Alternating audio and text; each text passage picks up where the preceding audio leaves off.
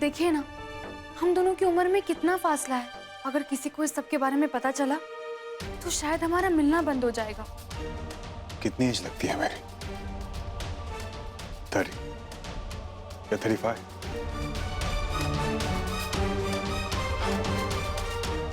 नहीं mister KD, जब तुम्हारी एज 30 है तो 35 कैसे लग सकती है?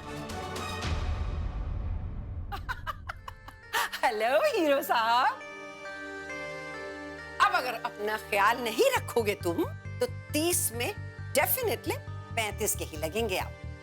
दादी आप यहाँ? बाय द वे नन्हे मियां, तुम्हारी उम्र के लड़के ना अक्सर प्यार में ऐसी बातें किया करते हैं।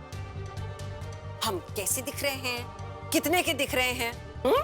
नहीं दादी, वो तो बस वैसे ही। अब ये उम्र की बात छोड़ो, तुम्हारी दादी से जवान तो कोई दिख ही नहीं सकता।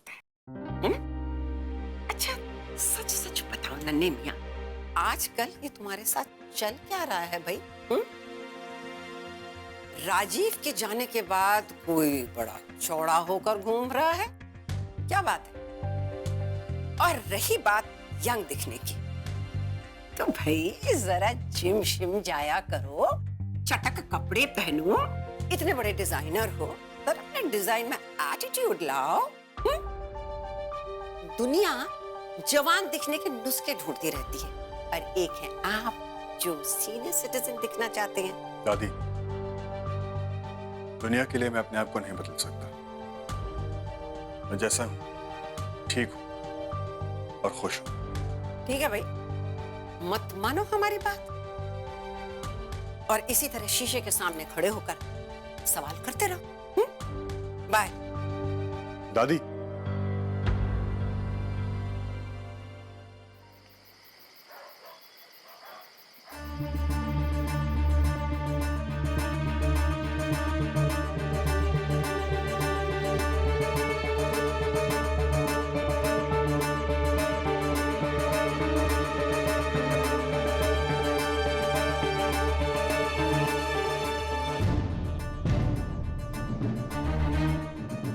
तो सिर्फ 1:15 हो रहे हैं, मैं 4 बजे तक कैसे वेट करूंगी?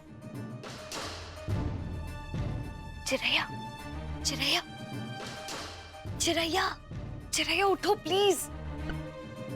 चिरैया,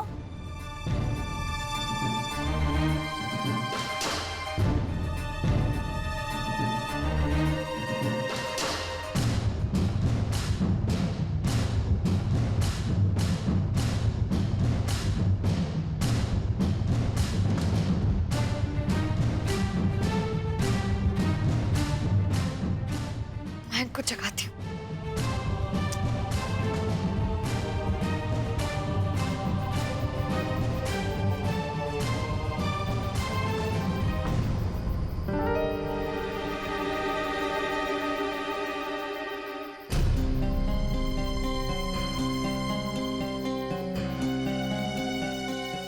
मयंक, उठो मयंक, मयंक उठो प्लीज।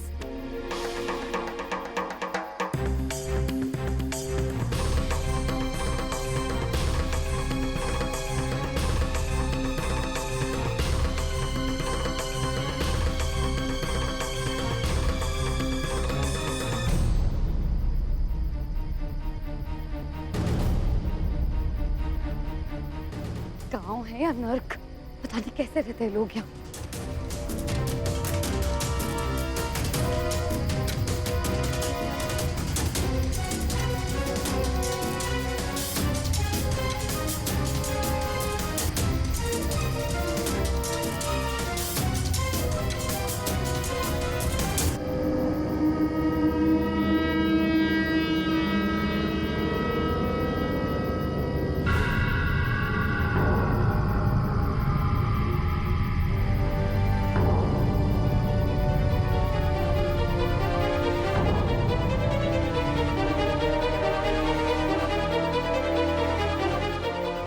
मीरपुर में लड़की जात बिल्कुल सुरक्षित नहीं है। लड़कियां गायब होना यहाँ आम बात है, इसीलिए कह रहा हूँ ध्यान रखिएगा। लेकिन इस हालत में घर मत जाना, ये लोग ऐसे मौके की तलाश में रहते हैं। अपनी दिव्या के साथ भी तो यही हुआ था, वो भी अपने आप को रोक नहीं पाई थी और आखिर खेत में जाना ही पड़ा। और फिर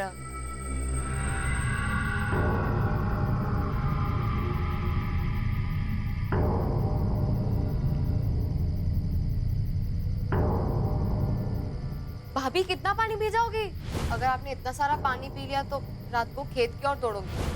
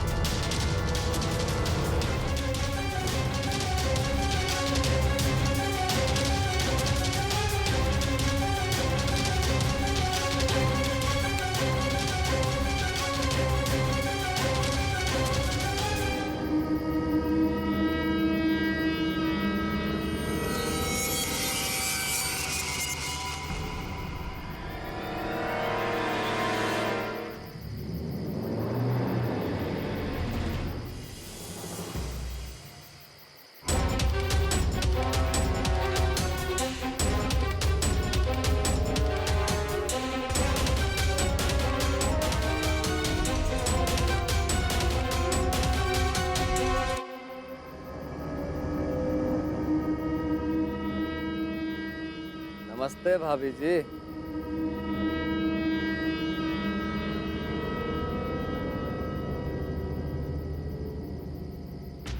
देखो, मेरा रास्ता छोड़ो। मैं तुम्हें जानती नहीं हूँ। आप नहीं जानती तो क्या हुआ भाई, हम आपको बहुत अच्छी तरह से जानते हैं। वैसे हमारा नाम है विक्रम, विक्रम पुंदीर। बनारस से है ना? क्या?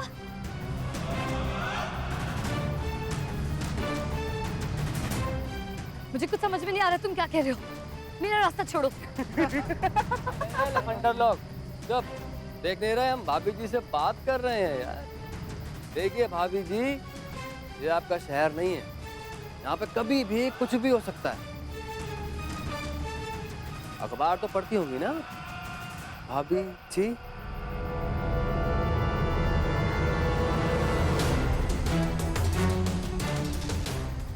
देखो, मेरी चिंता करने की कोई जरूरत नहीं है तुम्हें, और मैं कोई तुम्हारी भाभी भाभी नहीं हूँ।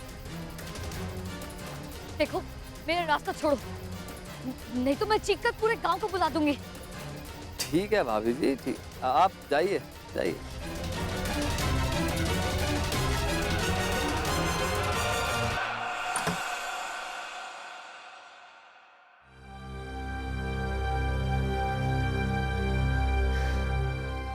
क्या आफत है, इस गांव में तो सच में औरतें और लड़कियां बिल्कुल सेफ नहीं है। और सेफ क्यों नहीं है? क्योंकि बाथरूम जैसी बेसिक चीज यहाँ नहीं है। What a shame.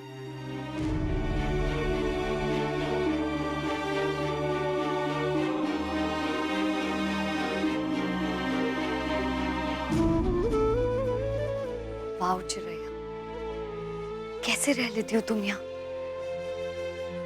और तुम्हारी जैसी वो लाखों हजारों और लड़कियां जो अपनी पूरी जिंदगी ऐसे ही काट देती, उसी देश में जहां औरत को देवी कहा जाता है।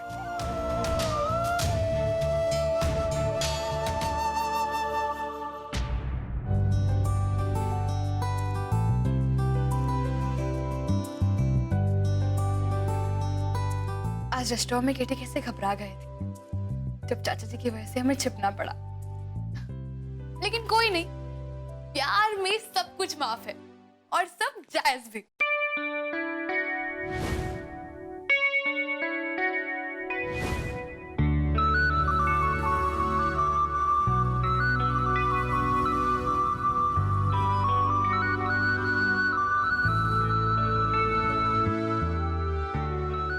हम दोनों की उम्र में कितना फासला है।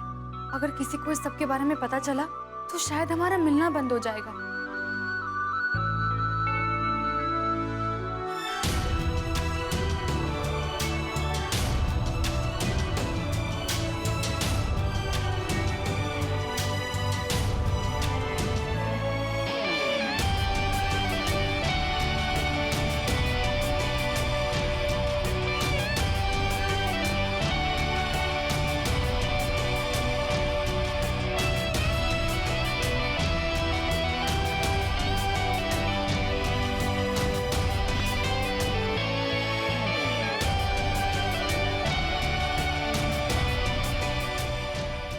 कल से जॉगिंग पे जाना होगा।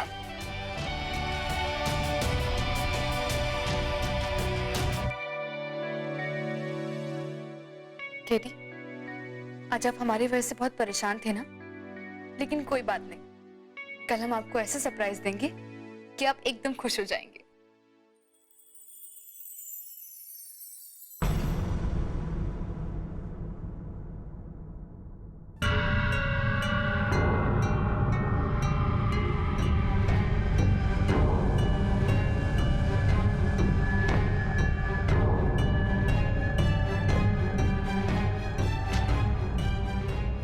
भाभी हम हैं चिरैया, चलो हमें चलना है ना। क्या 4 बज गए क्या? हाँ भाभी 4 बज गए हैं और हमें खेत जाना है ना। सुबह सुबह तो वहाँ कोई नहीं होता और अगर अब नहीं गए ना फिर सीधा कल जाने मिलेगा। क्या? नहीं नहीं, मुझे अभी जाना है। वैसे ही मुझे सबकी आदत है नहीं। बेटा अब क्या करें, जैसा देश है वैसे ही भेस है। अरे भाई सीमा, चली चलो, बाद में कहानी सुनाना। वो कहा है ना, आदमियों का समय हो जाएगा, अब भोर होने से पहले वापस तो लौटना है ना। चलो बेटा, नहीं तो ना सारा दिन इंतजार करना पड़ेगा। नहीं नहीं, मुझे अभी जाना है, चलिए।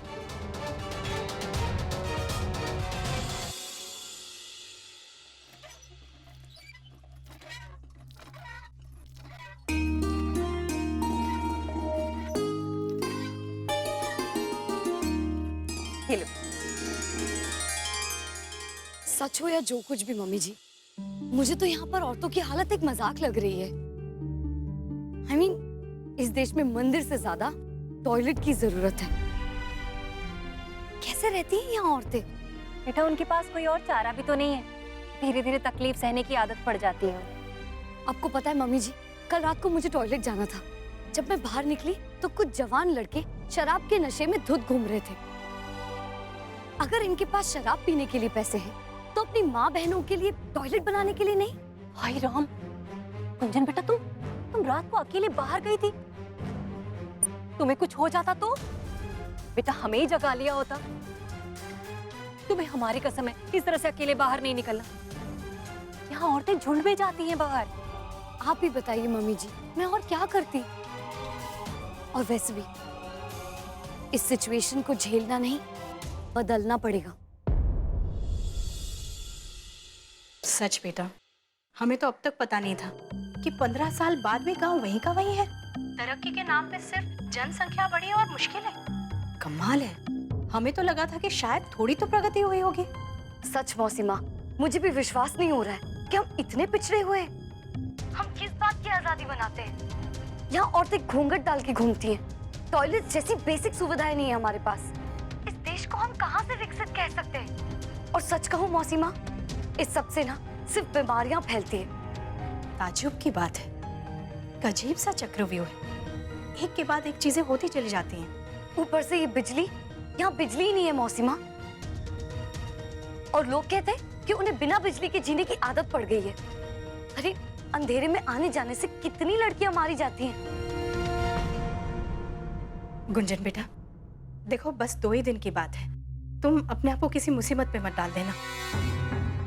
शादी खत्म होते ही तुम मयंक सब वापस लौटाना। क्या मौसी माँ, आप भी सबकी तरह मुझे चुप रहने को कह रही हैं?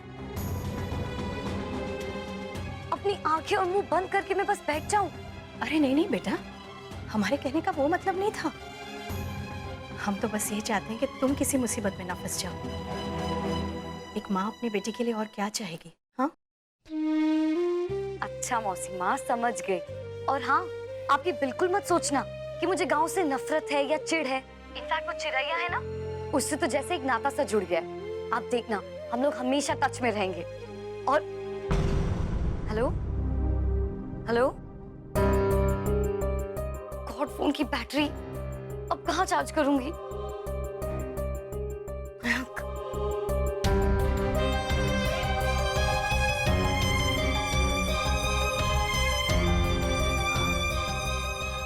हे भगवान, हमारी इस बच्चे की रक्षा करना।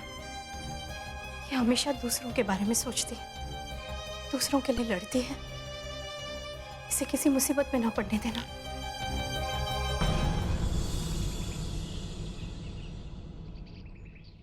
अबे ये टेंट शामियाना तो ठीक है बे, आज रात का प्रोग्राम एकदम सेट होना चाहिए। बे इतना मजा करा तो यार, नशा 3-4 दिन तक तो उतरना नहीं चाहिए भी। और जिंदगी भर याद रहे। तुम फिक्र न करो विक्रम बाबू, आज शाम ऐसी तैयारी करो। चाचा जी, यहाँ की ग्राम प्रधान कौन है?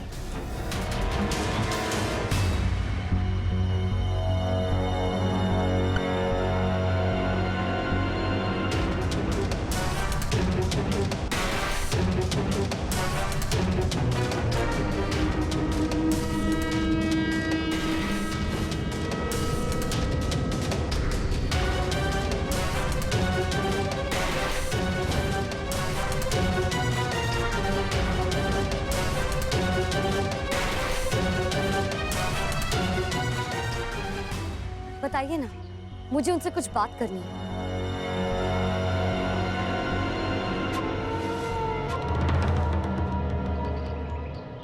हम हैं यहाँ के प्रधान। नमस्ते जी।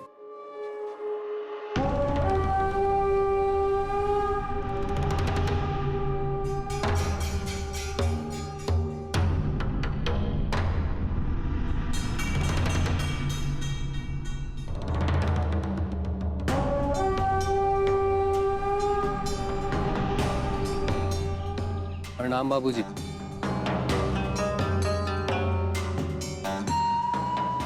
अच्छा, तभी एक गुंडा इतना उछल रहा था।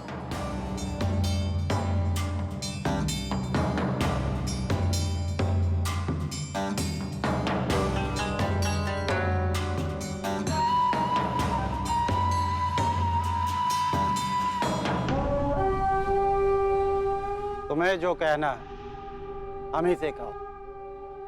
हम है प्रधान। जी, मुझे आपसे दिव्या के बारे में पूछना था। वो लड़की जो लापता है, उसकी क्या खबर है?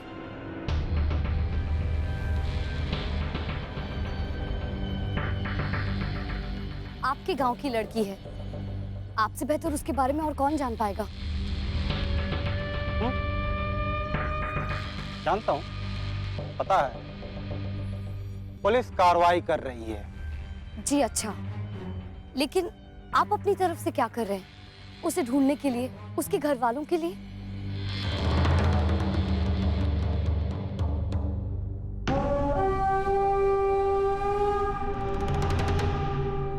हम तुमसे एक सवाल पूछें? उस लड़की के गायब होने के पीछे की वजह क्या है, तुम्हें पता है? जी हाँ, क्योंकि इस गांव में ना तो शौचालय है और ना ही बिजली।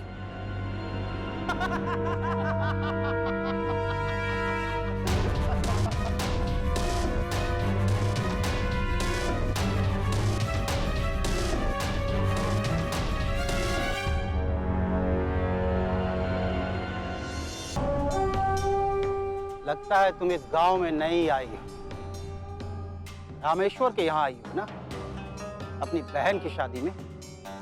हमारी एक नसीहत है, सुख शांति से यहाँ शादी ब्याह करवाओ और चुपचाप वापस अपने शहर लौट जाओ।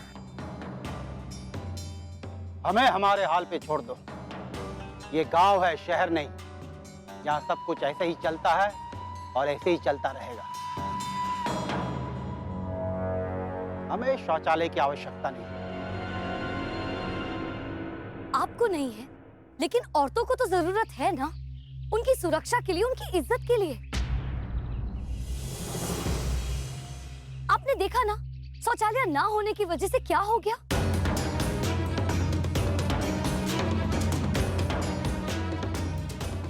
ये देखिए, क्या आप अब भी कुछ नहीं करेंगे इस बारे में?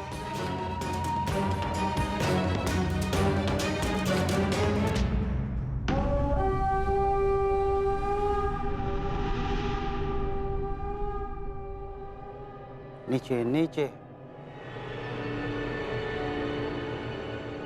तुम अगर हमारे गांव की मेहमान ना होती तो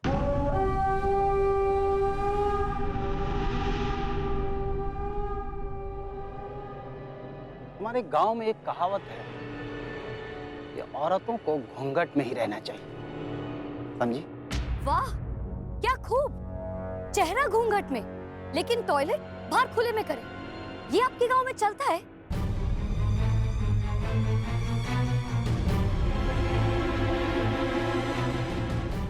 क्यों? जवाब दीजिए।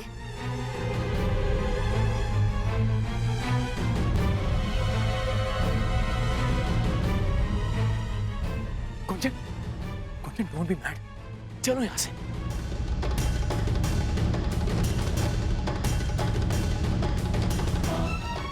देखिए, हमें माफ कर दीजिए। वो गांव में पहली बार आए हैं, उन्हें तौर तरीके मालूम नहीं आके। सॉरी। ठीक है, ले जाओ इसे। चलो कुंजन।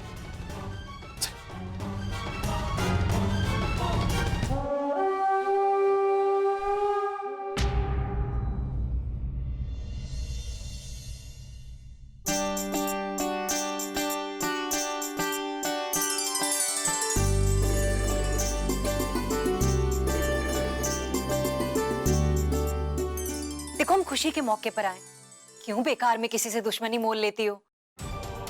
मामी जी, आप एक बात बताइए, ऐसे तो कितने सारे रिवाज है जो चलते आ रहे थे। विधवा को सती कर दिया जाता था, बाल विवाह होते थे, लेकिन इस सबको रोका ना, समाज में बदलाव लाया गया ना। क्यों? क्योंकि ये सब कुछ गलत था।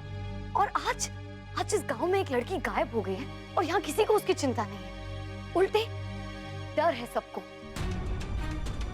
ऐसी क्या बात है जो लोग अपने प्रधान से जाकर अपनी प्रॉब्लम्स नहीं कह सकते? और मैंने उससे जरा सी बात क्या कर दी तो हंगामा हो गया। क्या हुआ भाई साहब? सब ठीक तो है ना? अरे भाई सब ठीक है। आपको कोई मदद चाहिए हो तो बता देना। ताऊ जी, आप ही बताइए, ये प्रधान है कौन? सब उससे इतना डरते क्यों हैं? नमस्कार रामेश्वर जी। नमस्कार नमस्कार, आइए आइए।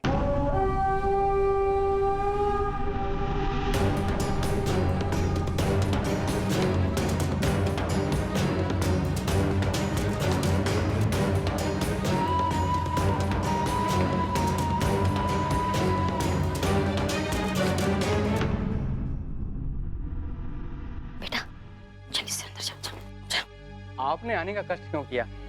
हमें बुलवा लिया होता। अरे कैसे नहीं आते, आप हमारे समधी हैं। यानी चिरैया की शादी इनके घर और इस विक्रम के साथ हो रही है।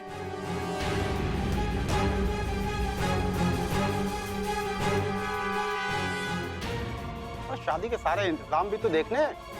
अच्छा, वो आपने जनरेटर मंगवाया क्या नहीं? जी, सारा काम आपकी हैसियत के हिसाब से ही हो रहा है। आपको किसी भी शिकायत का मौका नहीं मिलेगा।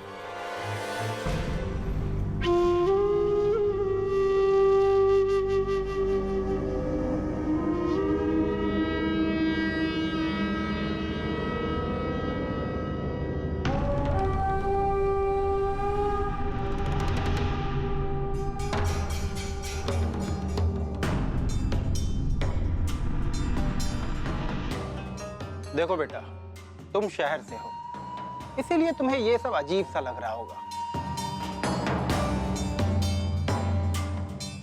मैं समझ सकता हूँ, लेकिन वक्त के साथ साथ सब समझ में आ जाएगा।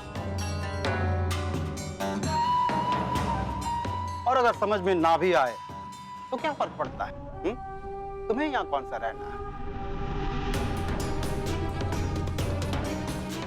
2 दिन के लिए आई हो शादी में, मौज मस्ती करो और जाओ।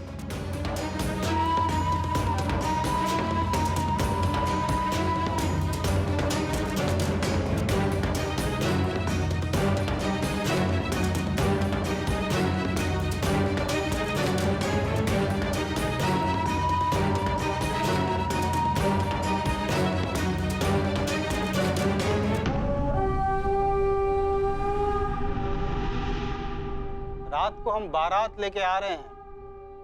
बारातियों का स्वागत बहुत अच्छे ढंग से होना चाहिए।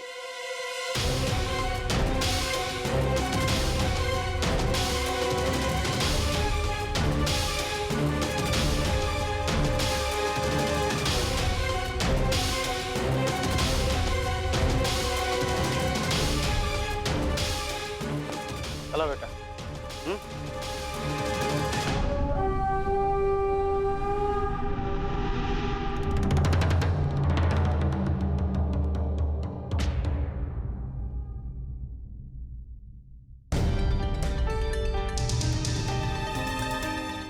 गुंजन बेटा, ये यहाँ के सबसे बड़े आदमी और हमारे चिरैया के होने वाले ससुर।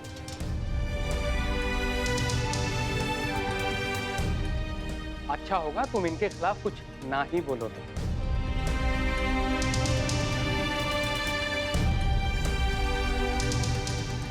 बाप रे, इन जैसे लोगों के साथ कोई अपना रिश्ता कैसे जोड़ सकता है? ये लोग ऐसा क्यों कर रहे हैं?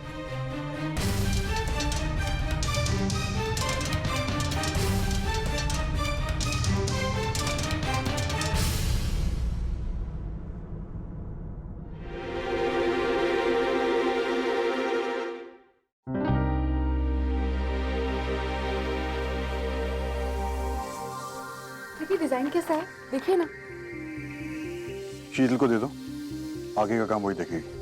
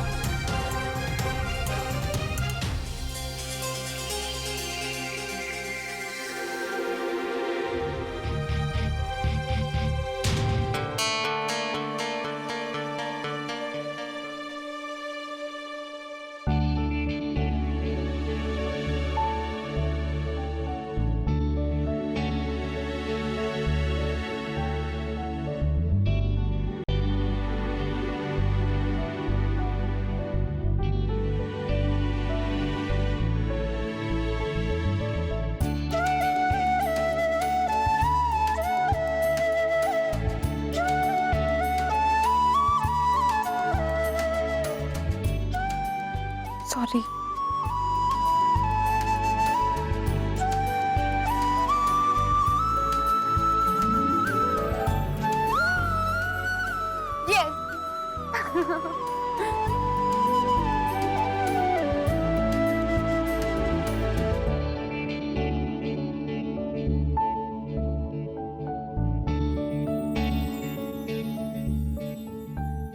पागल है लड़की, कुछ भी कर सकते हैं। क्रेजी। भाभी, इस वक्त हमें घर पर होना चाहिए था। अगर यहाँ हमें किसी ने देख लिया तो बहुत बड़ी मुसीबत हो जाएगी। तुम चिंता मत करो, कुछ नहीं होगा। बस किसी भी तरह दिव्या के माँ बाप को ये सूट वापस करना है। और वैसे भी तुम्हारा भी मन था ना कि तुम अपनी शादी का न्योता अपने हाथों से उन्हें दो। दिव्या तुम्हारी पक्की सहेली है ना।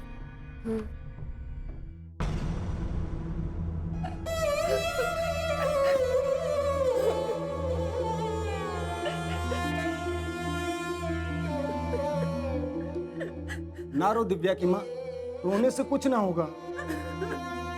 आखिर कब तक हम सबसे झूठ बोले कि दिव्या गायब हो गई है?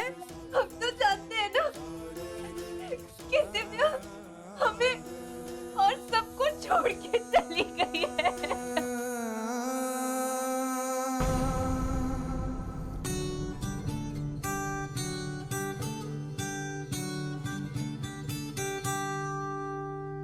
एक चिड़ैया घोंसले को छोड़ उड़ उड़ जाए और ये सोचे काश ऐसा हो कदम मुड़ जाए। तिनका तिनका कर बटोरा और बनाया घर, पर समय की बारिशों ने कर दिया बेघर, कर दिया बेघर, कर दिया बेघर। माँ जी, मैं बस ये सूट लौटाने वापस आई थी।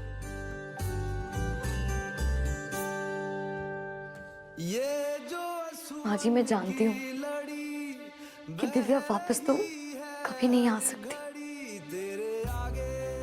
लेकिन बस भगवान से ये दुआ है कि इस गांव में दोबारा ऐसा कभी नहीं हो। एक चिड़ैया आंसुओं से लड़ झगड़ सो जाए, राह पथरीली है लेकिन हौसला ना जाए। तिनका तिनका कर बटोरा और बनाया घर।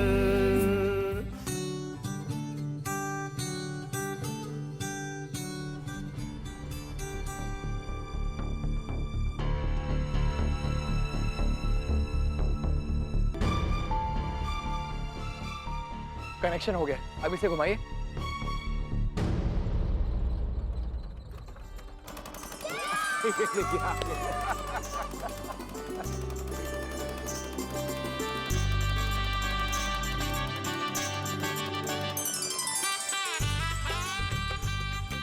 अरे भाई साहब, सब अच्छा हो रहा है और आगे भी सब अच्छा ही होगा, आप चिंता ना करें।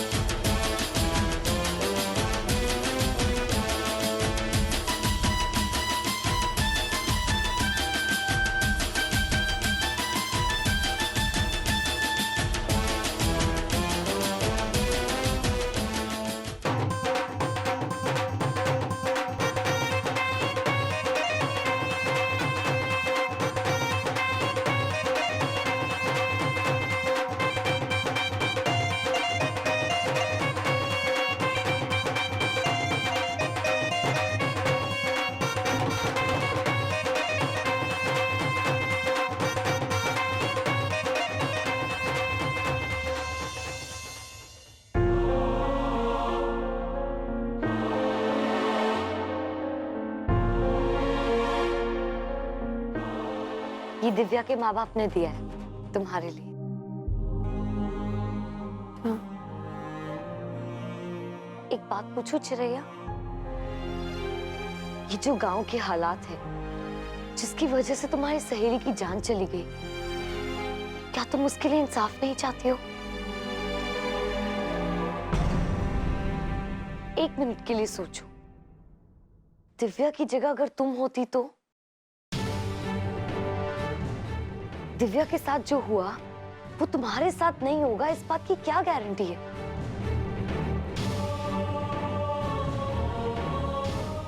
और वो विक्रम जिसके ना कोई उसूल है ना ही औरतों की कदर, उसके साथ तुम सुरक्षित रहोगी, इस बात की क्या गारंटी है चिरैया?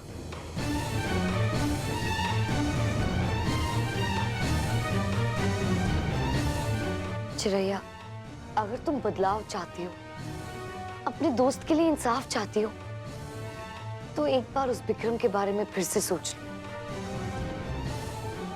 और अगर ऐसा नहीं चाहती तो जाओ कर लो शादी, फैसला तुम्हारे हाथ में है।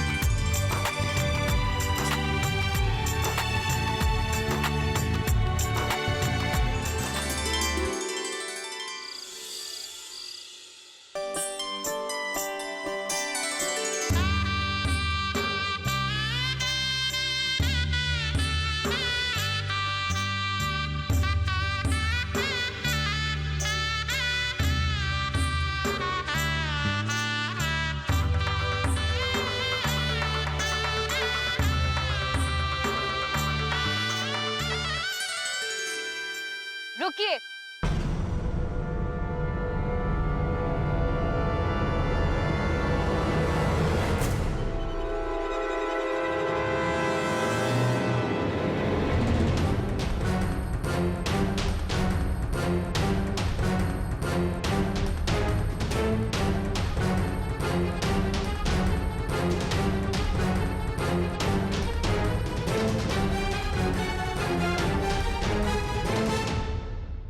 ये शादी नहीं हो सकती है।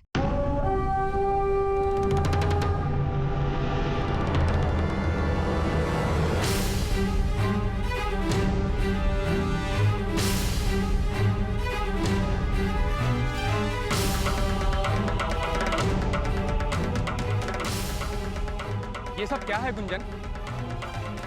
ये शादी रोकने वाली तुम कौन होती हो?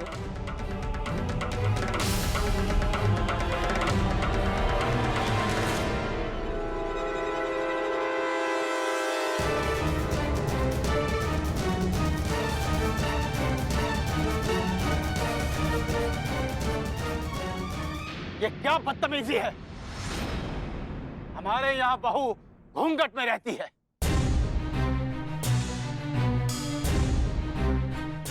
अच्छा, चेहरा घूंघट में रहता है और जब टॉयलेट जाना हो तब सबके सामने बाहर। तब कहाँ जाती है आपके खानदान की इज्जत? चुप, बिल्कुल चुप। तुम अपनी हद पार कर रही हो। तुम आखिर चाहती क्या? मैं सिर्फ ये जानना चाहती हूँ प्रधान जी कि क्या आपके घर में शौचालय है? नहीं, और ना ही हमें उसकी जरूरत है। अच्छा, उसकी जरूरत नहीं है, लेकिन ये सब घूंघट, ये वो, इस सब दकियानूसी रीत रिवाज की जरूरत है आपको? मेरी मानिए, पहले अपने घर में शौचालय बनाइए ताकि दिव्या जैसी बेटी के साथ जो हुआ वो दोबारा इस गांव में किसी लड़की के साथ ना हो। आपका ये जो गांव है, इसमें औरतें, लड़कियां सब बहुत असुरक्षित हैं, क्योंकि आपके गांव में शौचालय जैसी बुनियादी सुविधा नहीं है, जिसकी वजह से उन्हें रात पे रात बाहर खेतों में जाना पड़ता है। और ये सब कुछ मुझे आपको बताना पड़ रहा है। प्रधान जी, इस गांव में शौचालय बनाने की जिम्मेदारी आपके हाथ में है, लेकिन आप नहीं बना रहे हैं। क्यों? आप खुद ही सोचकर बताइए, क्या आप अपनी बेटी की शादी एक ऐसे घर में करेंगे जहां पर शौचालय ही नहीं है? जो आदमी अपने गांव की औरत, लड़की, उनकी इज्जत नहीं कर सकता, उनको सम्मान नहीं दे सकता, वो अपने घर में अपनी बहू बेटियों को क्या इज्जत देगा?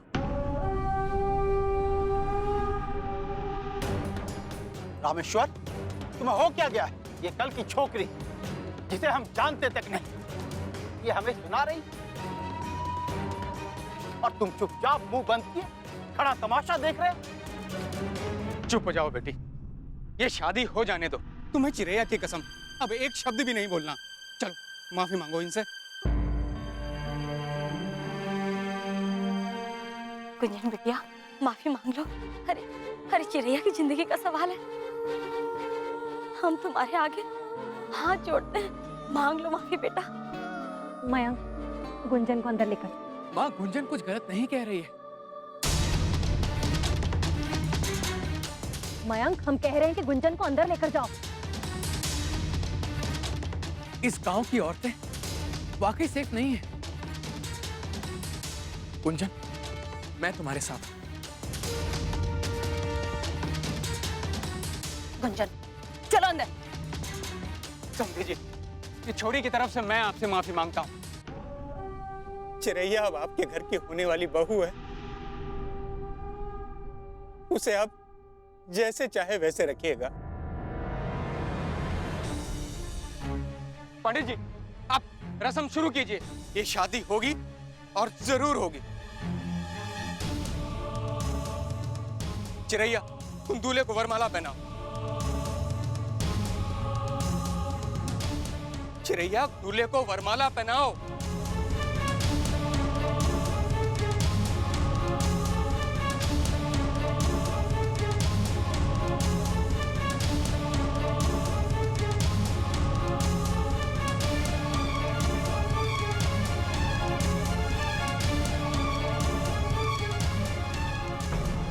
चिरैया, तुम दूल्हे को वरमाला पहनाओ। चिरैया, दूल्हे को वरमाला पहनाओ।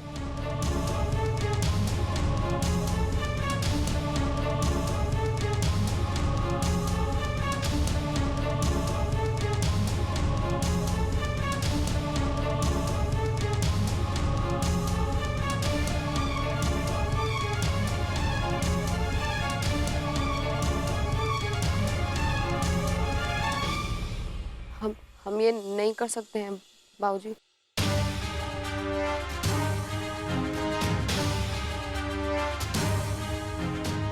गुंजन भाभी सही कह रही हैं।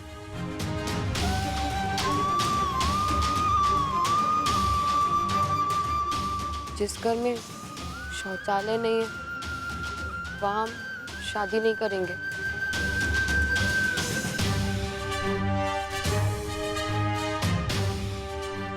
हमें इज्जत वाली जिंदगी चाहिए।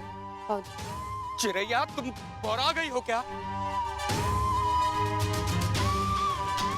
बिटिया, हम करते हैं, ज्यादा तमाशा करने की कोनो जरूरत नहीं। चुपचाप वरमाला पहना दे। नहीं माँ, हमसे ये नहीं होगा। क्यों? हाथों को लकवा मार गया क्या? गुंजन भाभी को देखकर हमें ऐसा लगा कि हमारे पास एक और मौका है। वो मौका हमें चाहिए।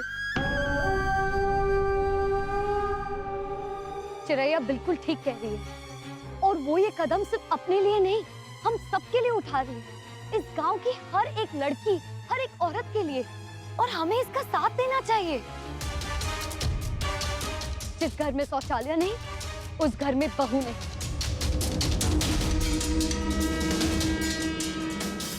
ये बुनियादी सुविधा हम सबका हक है।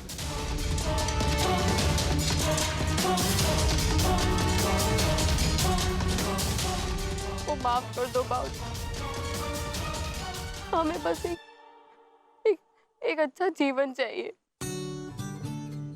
जिसमें सुरक्षा और इज्जत हो। हमने कुछ ज्यादा तो नहीं मांगा ना बाबूजी। एक चिरैया आंसुओं से लड़ झगड़ सो जाए। राह पथरीली है लेकिन हौसला ना जाए।